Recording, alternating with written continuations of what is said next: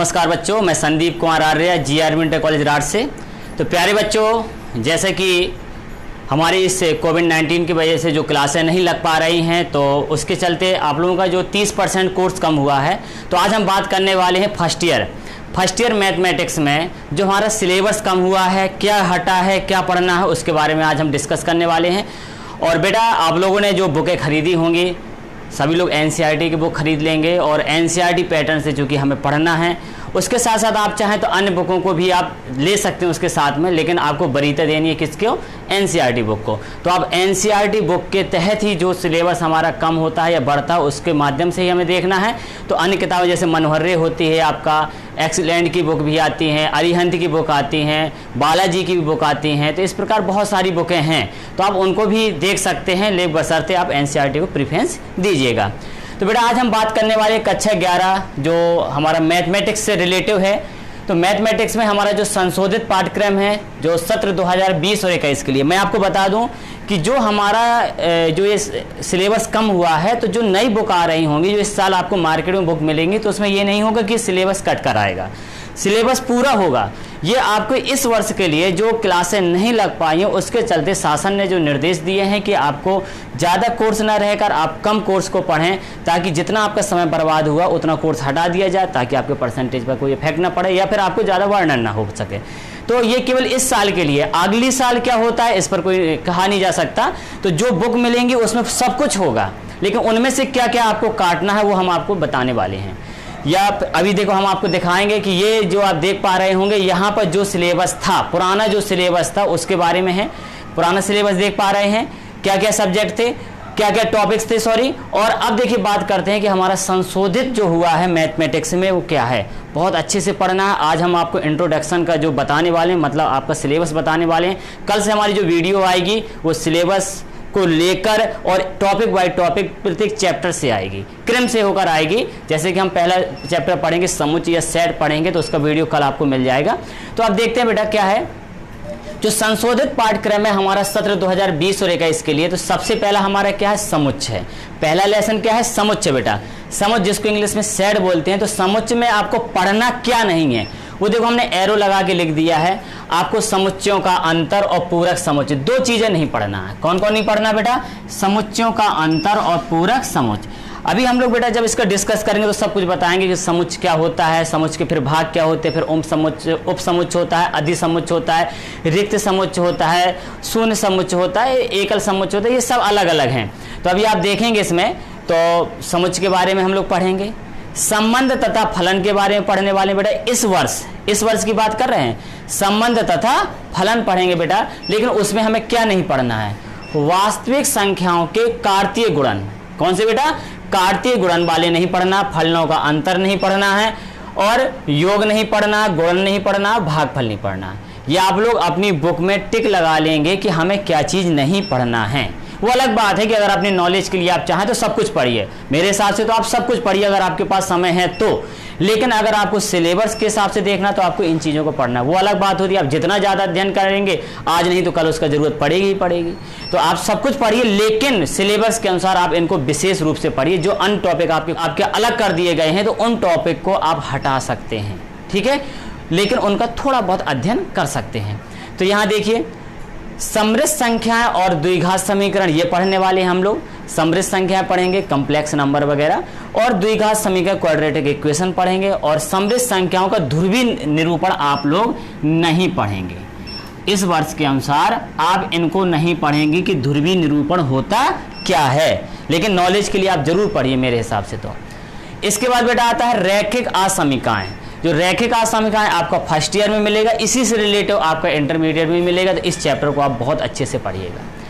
क्रमचय तथा समचय, इनका तो बहुत ही अच्छा अध्ययन होना आपको जरूरी है। क्रमचय संचय हम पढ़ने वाले हैं, और इससे रिलेटिव बहुत सी दैनिक जीवन में इसके उपयोग भी होते हैं, तो उनको भी आप पढ़ेंगे। इसके बाद आता है बेटा अनुक्रम तथा श्रेणी। आप लोग पिछले वर्ष पढ़कर आए हुए हैं। आप लोगों ने अनुक्रम तथा श्रेणी में समांतर श्रेणी पढ़कर आए हुए हैं, और उसके आगे आप लोग गुरुत्व श्रेणी को और देख लेंगे। लेकिन इसमें भी कुछ आपको कुछ वरीयता दी गई है, जैसे कि आप विशेष अनुक्रमों के n पदों का योगफल, मतलब समांतर श्रेणी, गुरुत्तर श्रेणी के अलावा कुछ विशेष प्रकार की श्रेणियां होती हैं जो मिक्स श्रेणियां होती हैं, उस प्रकार के योगफल को नहीं पढ़ना है। और n प्राकृतिक संख्याओं का योग, जैसे आप लोग पढ़ेंगे अभी n प्राकृतिक संख्या 1 + 2 + 3 + इसका फॉर्मूला 1/2 n + 1 होता है, ये आगे मिलेगा आपको, सब कुछ पढ़ाया जाएगा, तो इससे रिलेटेड आपको क्वेश्चन नहीं पढ़ना। उन्हीं प्राकृतिक संख्याओं के वर्गों से रिलेटेड वर्गों का जब योग निकालना, जैसे हमने लिखा होगा यहाँ पर n प्राकृतिक संख्याओं के वर्गों का योग, आपको ये भी नहीं पढ़ना है। और घन का योग भी नहीं पढ़ना है, वर्गों का योग भी नहीं पढ़ना और घनों का योग भी नहीं पढ़ना, और साथ साथ में विशेष अनुक्रम के पदों का नहीं पढ़ना। केवल आपको समांतर श्रेणी के nवां पद, अंत से nवां पद, प्रारंभ से nवां पद, n पदों का योग पर नॉर्मल वाले पढ़ना है। और थ्योरिकल जो कंडीशन आती है, जैसे कह दिया प्रथम 4 पदों का योगफल ये है, 3 पदों का योगफल ये है, 2 पदों का गुणनफल ये है, तो इस प्रकार के क्वेश्चन आपको पढ़ना पड़ेंगे। अब आता है बेटा सरल रेखाएं, ये आप लोग हाई स्कूल में पढ़ के आए हुए हैं सरल रेखाएं।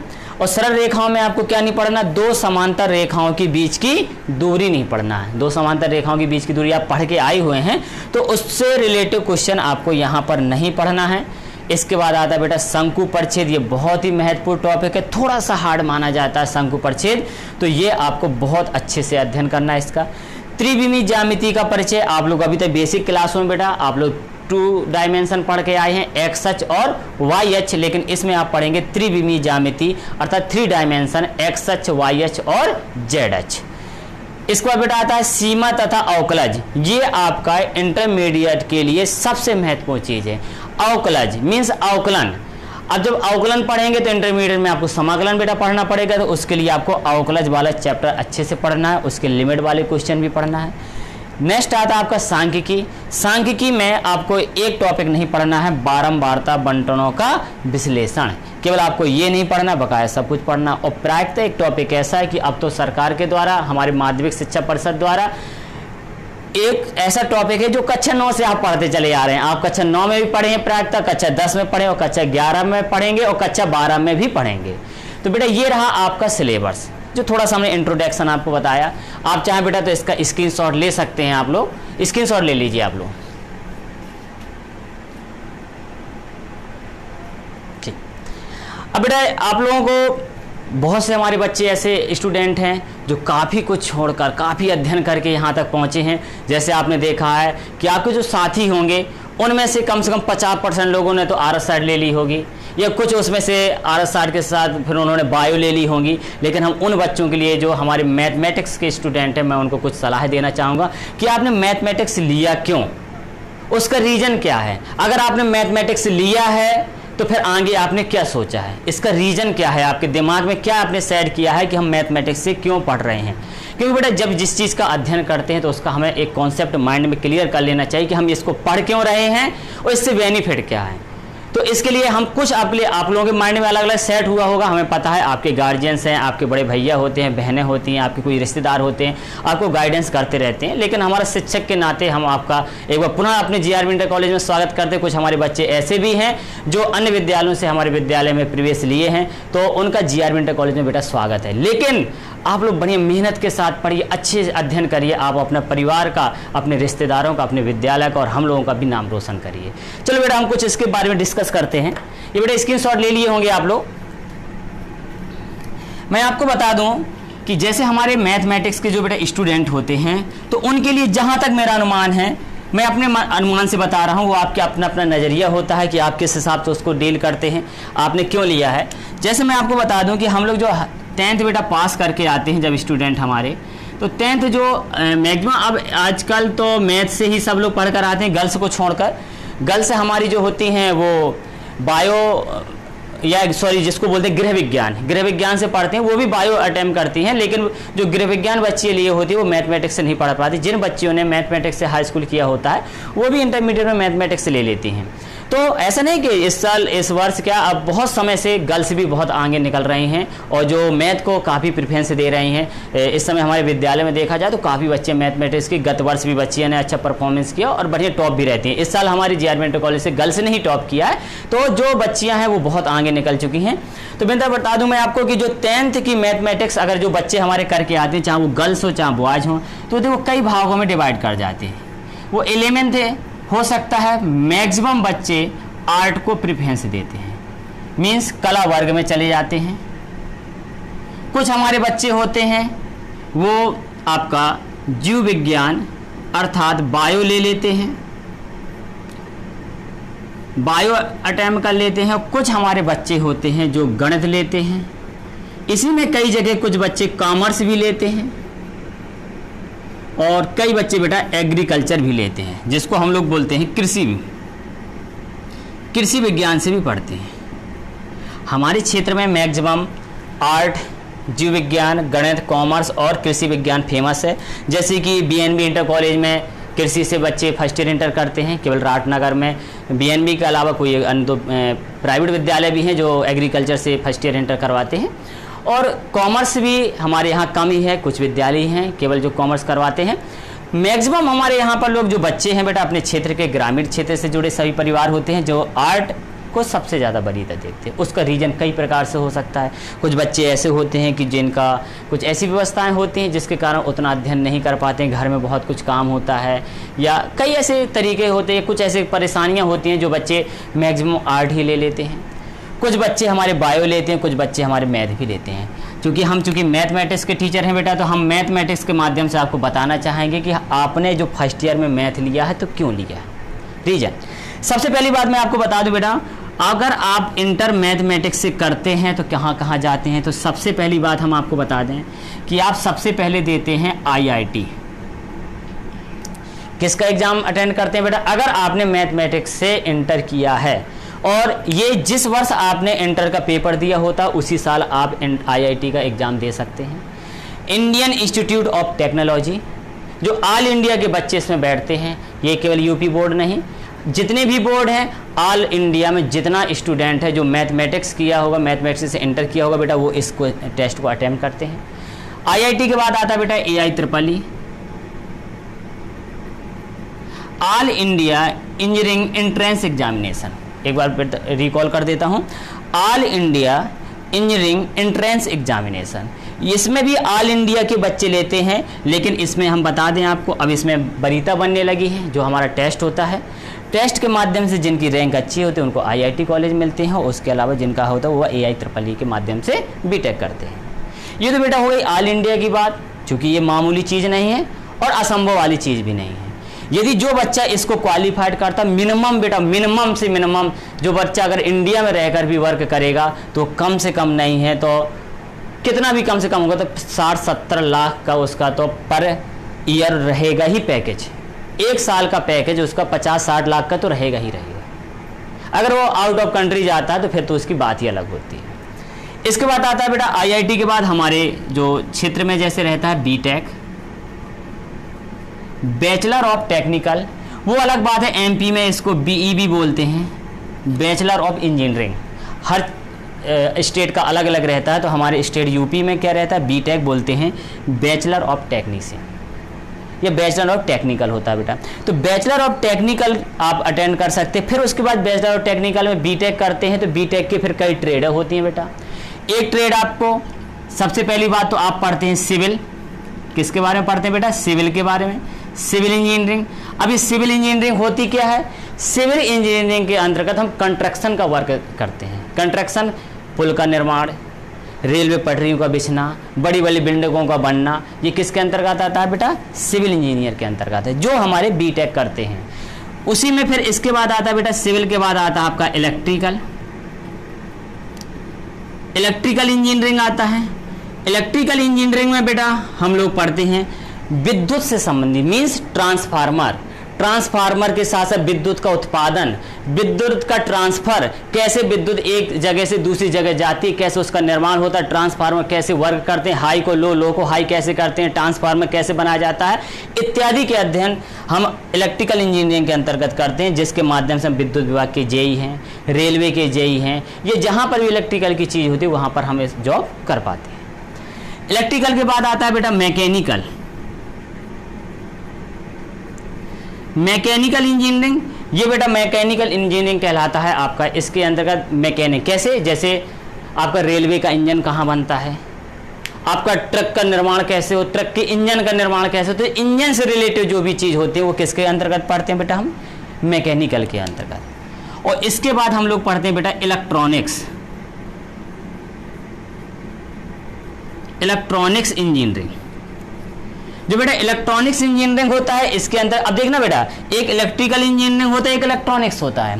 इलेक्ट्रॉनिक्स इंजीनियरिंग के अंतर्गत हम लोग सूक्ष्म अभियांत्रिकी इसको बोलते हैं। क्या बोलते हैं? सूक्ष्म अभियांत्रिकी। इलेक्ट्रिकल में बड़े बड़े पार्ट के बारे में अध्ययन करते हैं, विद्युत बनता कैसे है, लेकिन इलेक्ट्रॉनिक्स के अंतर्गत आपका TV, CD, VCR, DVD, mobile, ये छोटे छोटे जो कंस्ट्रक्शन वाली छोटी छोटी आईसी, ये सब कौन बनाते हैं? इलेक्ट्रॉनिक्स वाले बनाते हैं। ठीक है, तो ये हमारे इलेक्ट्रॉनिक्स के अंतर्गत आते हैं। यहाँ तक कि ये आपके केवल अभी चूंकि आगे बताते हैं। इसके बाद आता है बेटा कंप्यूटर साइंस। उसके नाम से ही आपको क्लियर हो गया होगा, इसको शॉर्टकट में सीएस बोलते हैं। सी का मतलब हो गया कंप्यूटर, एस का मतलब हो गया साइंस, कंप्यूटर साइंस, सीएस बोलते हैं। ये तो नाम से क्लियर है, कंप्यूटर साइंस, कंप्यूटर संबंधित अध्ययन करते हैं, सॉफ्टवेयर बनाना, हार्डवेयर, सॉफ्टवेयर इत्यादि का अध्ययन हम किसके अंतर्गत करते हैं? कंप्यूटर साइंस के अंतर्गत। और एक होता है बेटा इंफॉर्मेशन टेक्नोलॉजी,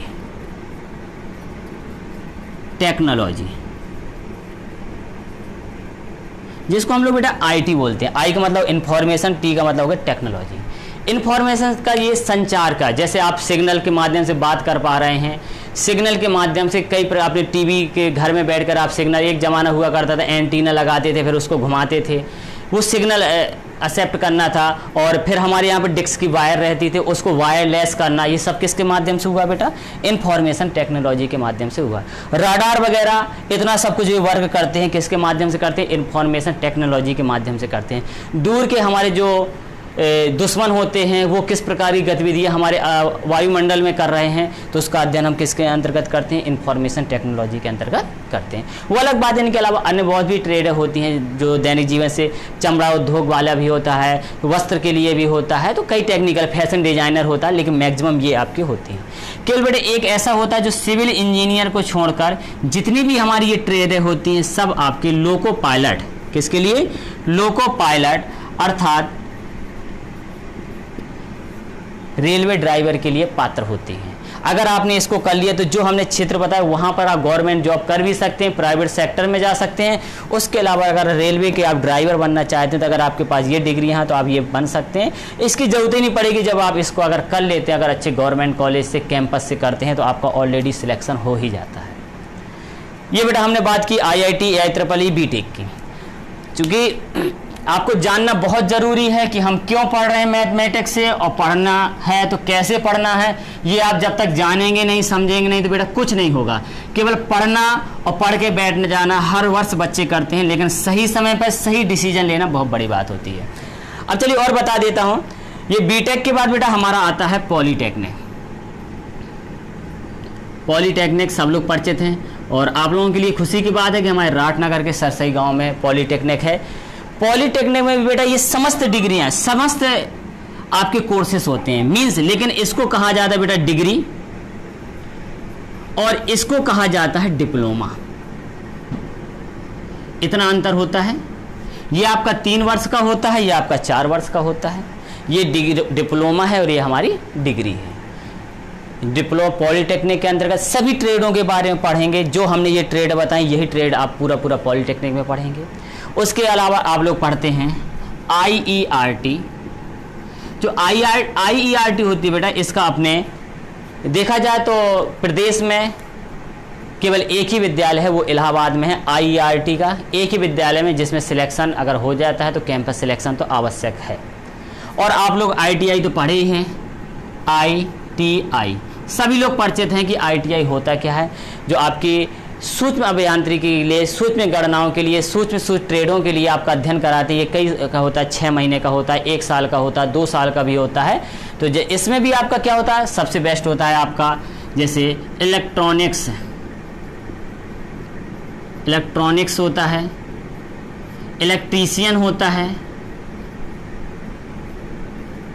CN होता है, और इसी में एक फिटर होता है। और पॉलीटेक में बेटा एक और है, केमिकल भी होता है। पॉलीटेक में केमिकल का भी एक ट्रेड रहता है, वेल्डर की भी रहता है, पेंट का भी रहता है। तो बहुत सारे ट्रेड खुल जाते हैं, लेकिन मैक्सिमम हमने बताया ये ज़्यादा आपके फेमस कोर्सेस हैं। तो ये ITI है। ये पहला आपका क्षेत्र जाता है कि अगर आप मैथमेटिक्स से किए हुए हैं तो आप इन क्षेत्रों में जा सकते हैं। इसके लिए तो प्योर आपका इंटरमीडिएट मैथमेटिक्स से होना चाहिए। अगर आप ये 3 कोर्सेज करते हैं, अगर आप पॉलीटेक्निक में जाना चाहते हो तो हाई स्कूल आपका अगर मैथमेटिक्स से है तो आप उसमें प्रवेश ले सकते हैं। ये तो बेटा हो गई थी हमारी कोर्सेज के बारे में। अब लेकिन सबसे महत्वपूर्ण चीज़ हम आपको बताने वाले हैं वो है डायरेक्ट जॉब। और डायरेक्ट जॉब का मतलब है नौकरी। मीन्स अगर आपने इंटरमीडिएट मैथमेटिक्स से किया है तो आप सबसे पहला सुनहरा मौका पाते हैं एनडीए का, नेशनल डिफेंस एकेडमी। वो अलग बात है कि जो 12th मैथ से करता है और जो 12th बायो से करता है, चूंकि वो दोनों इसमें शामिल हो जाते हैं। 12th मैथ वाला भी एनडीए दे सकता है, 12th बायो वाला भी एनडीए दे सकता है। नेशनल डिफेंस एकेडमी, जो डिफेंस एकेडमी होते हैं उसके अधिकारी कैसे बनते हैं, तो वो एनडीए के थ्रू बनते हैं। क्योंकि ये आपका जो इसका बोलते हैं इंट्रेंस एग्ज़ाम होगा उतना टफ नहीं माना जाएगा, लेकिन इसका जो वाइवा होता है, अर्थात ये वाइवा 5 दिन के लिए, ये 3 दिन के लिए जो रहता है बड़ा ही हार्ड रहता है। आपकी समस्त गतिविधियाँ थ्रू आउट इंग्लिश के लिए बहुत महत्वपूर्ण होता है। तो ये आपको बहुत ज़रूरी है कि अगर आप एनडीए में जाना चाहते हो तो आपको इंग्लिश बहुत मजबूत करनी पड़ेगी। उसके लिए सबसे अच्छा तरीका है कि अगर आप घर में रह रहे हैं तो थोड़ी थोड़ी करके आप इंग्लिश वर्ड का प्रयोग करते रहें। अपने नज़दीकियों से, अपने भाई से, बहनों से थोड़ा सा वर्ड इंग्लिश फ्लो बनाने की कोशिश करिए और इंग्लिश बोलने की कोशिश करिए, ताकि आपको आगे दिक्कत नहीं पड़ेगी। इसको छोड़कर जो हम कोर्सेज बताने वाले हैं, आपका हो जाता है नेवी, जो कि हमारा जल सेना कहलाता है, एयरफोर्स जिसकी 2 ट्रेडें होती हैं, एक होता है एक्स ग्रुप, एक होता है वाई ग्रुप, टेक्नीशियन और नॉन टेक्निकल। ये टेक्नीशियन नॉन टेक्निकल, टेक्नीशियन का मतलब आप बनाएंगे कि आप नॉन टेक्नीशियन में आप मतलब कैसे वायुयान को चलाना है, क्या करना है, ये आप टेक्नीशियन में रहेंगे। नॉन टेक्नीशियन केवल आप उनमें पुर्जों में जोड़ेंगे, उनको बनाएंगे, ये आपका नॉन टेक्नीशियन में आता है। तो ये बेटा एयरफोर्स की 2 होती है। फिर इसके बाद आप तो ये परिचित ही है आर्मी से। लेकिन मेरे हिसाब से तो सबसे ज़्यादा बेनिफिट हमारे लिए ये है, न ज़्यादा हार्ड। ये बेनिफिट क्यों है, इसका भी रीजन समझिए। इसका कारण है बेटा क्योंकि इसमें कम एज वाले लोग ही चाहिए। कैसे? हम बात करते हैं बेटा, जैसे एनडीए को छोड़कर नेवी एयरफोर्स को हम क्यों वरीयता दे रहे हैं आर्मी को। यदि आपने 12th मैथ से किया हो, साथ साथ में आपका इंग्लिश सब्जेक्ट होना चाहिए, उसी के साथ में आपका एक परसेंटेज निर्धारित कर देता है। आज का तो लगभग 80 से 85% तक निर्धारित रहता है। और किसी भी प्रकार का आंख में दोष नहीं होना चाहिए, किसी भी प्रकार का आंख में दोष ना हो, कलर ब्लाइंड ना हो। कलर ब्लाइंड तो आप जानते हैं, आप उसको चेक भी कर सकते हैं। आपके मोबाइल में कलर ब्लाइंड चेक करने का रहता है, आप चेक कर सकते हैं। उसमें एक ऐप होता है, या कलर ब्लाइंड से रिलेटेड आप इमेज देखेंगे, उसको आप देखेंगे, अगर आप एक्यूरेट वही कलर बता रहे हैं और आपका फ्रेंड भी वही बता रहा है, तो इसका मतलब आपका कलर ब्लाइंड नहीं है। तो ये 80 से 85% का मार्क्स होना चाहिए। ये 3 चीज़ें जो कि देखो कितना कंपटीशन कम हो गया। पहली बात हमने बताया था, अगर आपकी क्लास में 100 बच्चे थे तो ये समझ लो 50 बच्चे तो आपके आर्ट ले लेते हैं। 50 के बाद आपके कम से कम 30 बच्चे बायो ले लेते हैं। और उसके अलावा मात्र 20%, मेरा अनुमान से कम ज़्यादा हो सकता है, ऐसा नहीं कि एक्यूरेट है, कम ज़्यादा हो सकता है, जो मैथमेटिक्स है 100 में से मात्र 20 बच्चे लेते हैं। तो ये बच्चे तो आपके कंपटीशन से भाग गए ना, ये आपके साथ फाइट नहीं कर रहे हैं। केवल ये 20% लोग ही, 100 में से 20 ही लोग आपका फाइट कर रहे हैं आपके साथ में। इतनी चीज़ हो गई। अगली महत्वपूर्ण बात यह है कि इसमें जो एज ली जाती है 16.5 साल से 19 साल तक ली जाती है। एज रिलैक्स के बाद वो 21 साल हो जाता है। एज रिलैक्स के बाद विशेष परिस्थितियों में, मतलब नहीं तो आपको 16.5 से 19 साल के बीच में इस एग्जाम को देना है। अब देखिए क्या फ़ायदा है इसमें। अब अभी पिछली वर्ष रेलवे का आया था, रेलवे के मैं देखा था, रेलवे में कि उसमें कहा गया था 31 साल तक वर्ष वालों को लिया जाता था। 31 वर्ष वालों को, अगर जिसने इस साल इंटर किया होता है तो 12, 5, 17 या कई लोग 18 साल में भी इंटर कर पाते हैं। तो वो लोग जिनने इंटर किया है, या हम मानते हैं अगली साल वाला, कितने साल का डिफरेंस हो गया, 18 साल की उम्र वाला और 31 साल की उम्र वाला, ये सभी पेपर दे रहे हैं। तो यहाँ पर आपके पास आ जाएगा 3 और ये 13, कितना हो जाएगा 13 वर्ष मीन्स 13 वर्ष तक के लोग इस फॉर्म को डाल पाएंगे। और यहाँ पर भैया आपके पास कौन डाल पाएगा? केवल 16.5 साल से 19 साल, 12, 5, 17 जिन्होंने इंटर किया है वो भी डाल पाएगा। 17 के बाद 18, 19 2 साल पहले वाले तक ही डाल पाएंगे, उसके अलावा कोई ये फॉर्म को डाल ही नहीं पाएगा। तो बताइए कंपटीशन कम हो गया कि नहीं हो गया? तो आपको ये अचीव करना सिंपल है अन्य चीज़ों की अपेक्षा। ये नहीं कि हम इंटर कर लेंगे उसके बाद तैयारी शुरू करेंगे।